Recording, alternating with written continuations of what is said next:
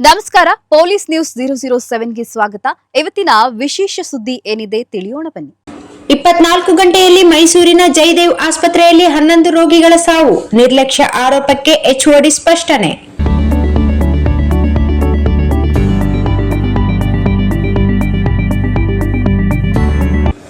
ನಗರದ ಮೆಟಗಹಳ್ಳಿಯಲ್ಲಿ ಇರುವ ಜಯದೇವ್ ಆಸ್ಪತ್ರೆಯಲ್ಲಿ ಕಳೆದ 24 ಗಂಟೆಗಳಲ್ಲಿ 11 ಜನ ರೋಗಿಗಳು ಸಾವನ್ನಪ್ಪಿದ್ದಾರೆ.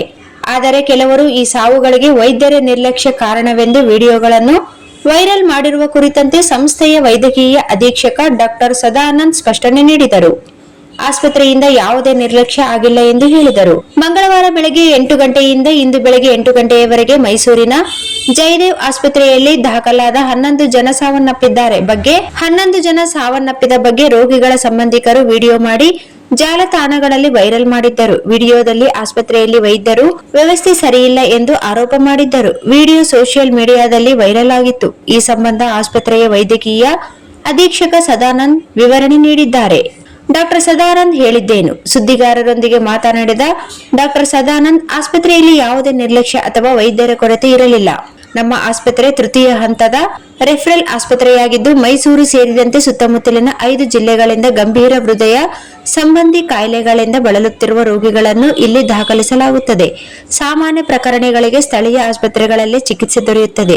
ಜೀವಾಪಾಯದ ಸ್ಥಿತಿಯಲ್ಲಿರುವ ರೋಗಿಗಳನ್ನು ಮಾತ್ರ ನಮ್ಮ ಆಸ್ಪತ್ರೆಗೆ ರೆಫರ್ ಮಾಡಲಾಗುತ್ತದೆ ಎಂದು ಹೇಳಿದರು. ನಿನ್ನೆ ಬೆಳಗ್ಗೆ 8 ಗಂಟೆಯಿಂದ ಇಂದು ಬೆಳಗ್ಗೆ 8 ಗಂಟೆಯವರೆಗೆ 11 ಜನ ಮೃತಪಟ್ಟಿದ್ದಾರೆ. ಇದು ಸಾಮಾನ್ಯಕ್ಕಿಂತ ಹೆಚ್ಚು ಸಂಖ್ಯೆಯಾಗಿದ್ದರೂ ಮೃತಪಟ್ಟವರಲ್ಲಿ ಬಹುತೇಕರು ತೀವ್ರ ಹೃದಯಾಘಾತ, ಹೃದಯ ವೈಫಲ್ಯ ಹಾಗೂ ವಯೋಸಹಜ ಗಂಭೀರ ಆರೋಗ್ಯ ಸಮಸ್ಯೆಗಳಿಂದ ಬಳಲುತ್ತಿದ್ದರು. ಕೆಲವರು ಆಸ್ಪತ್ರೆಗೆ ದಾಖಲಾಗುವ ವೇಳೆಯೇ ಅತ್ಯಂತ ಗಂಭೀರ ಸ್ಥಿತಿಯಲ್ಲಿದ್ದರು ಎಂದು ತಿಳಿಸಿದರು.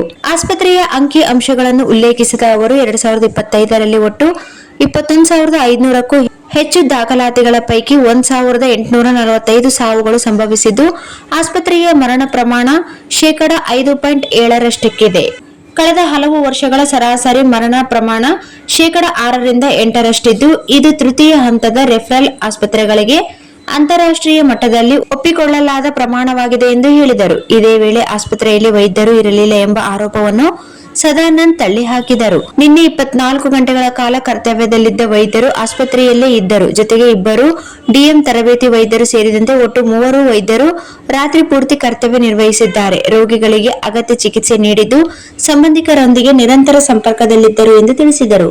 ವೈದ್ಯರು ಇರಲಿಲ್ಲ ಎಂಬ ಆರೋಪಕ್ಕೆ ಯಾವುದೇ ಆಧಾರವಿಲ್ಲ. ವೈದ್ಯರು ವಿಶ್ರಾಂತಿಗಾಗಿ ಮೀಸಲಿಟ್ಟ ಕೊಠಡಿಯಲ್ಲಿ ಇದ್ದ ಸಂದರ್ಭದಲ್ಲಿ ಖಾಲಿ ಕುರ್ಚಿಗಳ ವಿಡಿಯೋ ಚಿತ್ರೀಕರಿಸಿ ಸಾಮಾಜಿಕ ಜಾಲತಾಣಗಳಲ್ಲಿ ತಪ್ಪು ಮಾಹಿತಿ ಹರಡಲಾಗಿದೆ. ಈ ಬಗ್ಗೆ ಸಿಸಿಟಿವಿ ದೃಶ್ಯಾವಳಿಗಳನ್ನು ನಮ್ಮ ಬಳಿ ಇವೆ ಎಂದು ಹೇಳಿದರು.